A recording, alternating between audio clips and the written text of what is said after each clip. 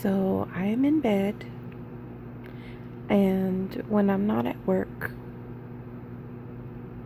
a lot of times I'm in bed. I've had surgery in the back of my neck and my spine. My back. Well, my spine. When I got cancer, when I was diagnosed with I'm emotional right now. But when I was diagnosed with cancer, when I most of the time when people are diagnosed with cancer, they catch it, in early stages where it's just in the breast. But mine,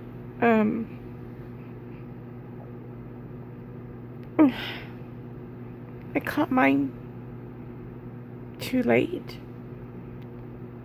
And when they found the cancer in my breast, they also found it in other places, like my lymph nodes, my chest, my neck. Here's $20.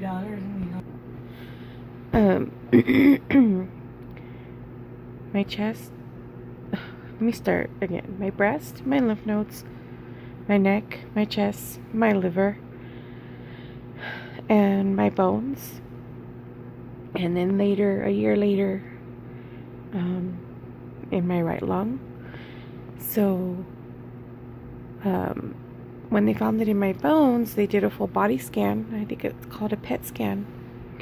And they found a couple of spots in my spine, but I had a big mass on my vertebrae, my C7, T1, and T2, which I had been having a lot of pain before I found out I had cancer in my back.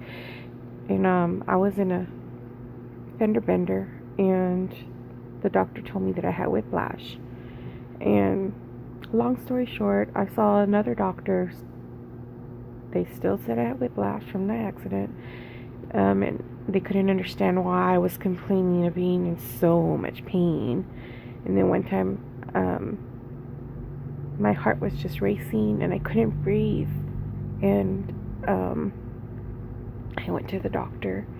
My blood pressure was like through the roof, and they said they needed to put me on medication for high blood pressure. They did an EKG, and when they did the EKG, they felt the lump, sent me for a mammogram, found out that I had breast cancer and that it hit. Then I did the PET scan, and they found out that I had it everywhere else.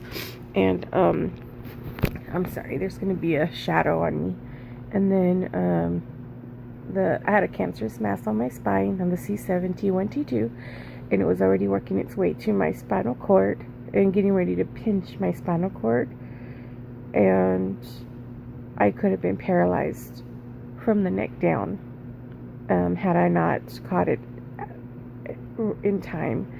So I had to have emergency spinal surgery, and the cancerous mass disintegrated my vertebrae, 3 of them. And so I have 2 titanium rods, and I think it's 12 screws. I think it's 12. I don't even remember. I have to look at the x-ray. And so basically the surgeon took out as much of the mass as possible, and it was very difficult for him to do. I got cut down the back, had 52 stitches, 52 staples. So I still have discomfort and pain in my upper back and my neck. And it's not as bad as it used to be. It's a lot better, but it's still there, and it's daily. The only time that I don't feel it is when I'm asleep and I'm in a comfortable position, or when I'm laying down. Like right now, I don't feel it. It's just that I was cut, and cut through my muscles and cut through my nerve bundles and everything else. So The reason why it was so difficult for the surgeon is because the cancerous mass was on the interior of the vertebrae, so like in between my esophagus and my vertebrae, not on the outside of the vertebrae, like facing my back. So I got cut down my back, then he had to open me up, and then he had to go like in and around towards the front of my spine to get out this cancerous mass. And sometimes whenever I have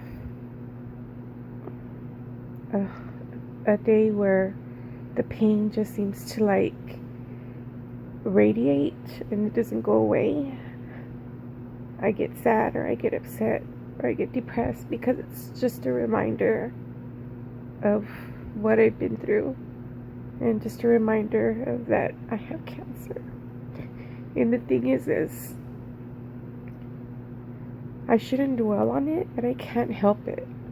And sometimes people are like, well, don't think about it, you know, like, just don't think about it.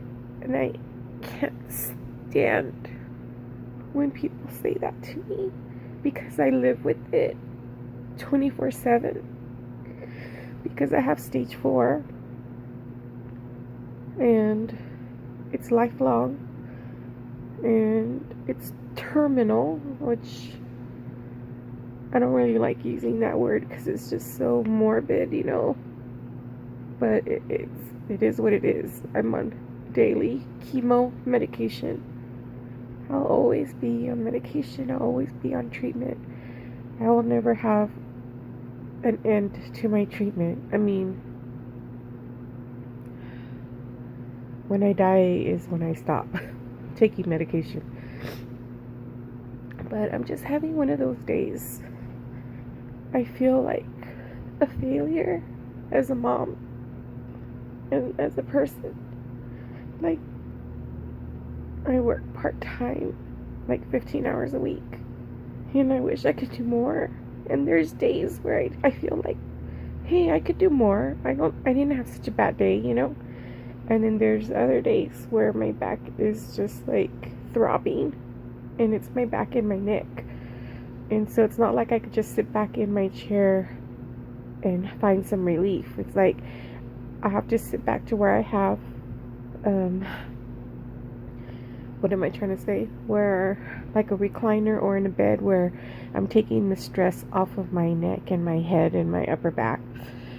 So, anyhow, I don't know. I just get sad sometimes, and I think too much about it, and sometimes I wish that my life would just go back to normal. And sometimes I get so frustrated and so mad about being sad and depressed sometimes, because I don't want to be sad. I don't want to be depressed, you know? And it just bugs me when people tell me, don't think about it, or don't be sad, or be happy that you're alive. Like, they want me to sweep it under the rug and like not mention it to them or not bother them about it. So I don't say anything to anybody usually, and I don't like telling my son because I don't want to make him sad, because we talk about almost everything pretty much, and that kid means the world to me. And I just am sad that I can't do more for him. And like I said, I just feel like sometimes I just feel like failure, and I just get sad. I think everybody does, but I don't know. I don't know why I'm on here. It's because I don't have anybody to talk to.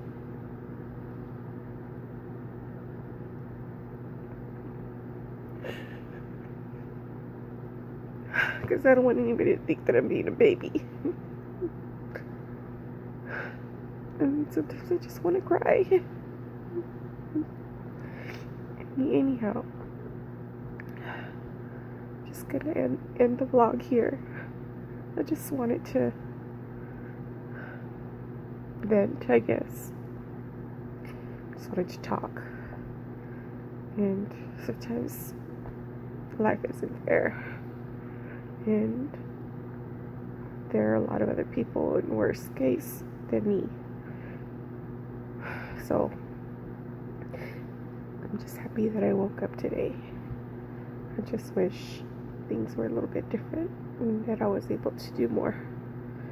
Anyhow, alright guys. Sorry to be a Debbie Downer, but this is my life and this is how I feel today. Right now at this moment. Anyhow, I'm gonna go get some water and take my chemo medication. So, talk to you later.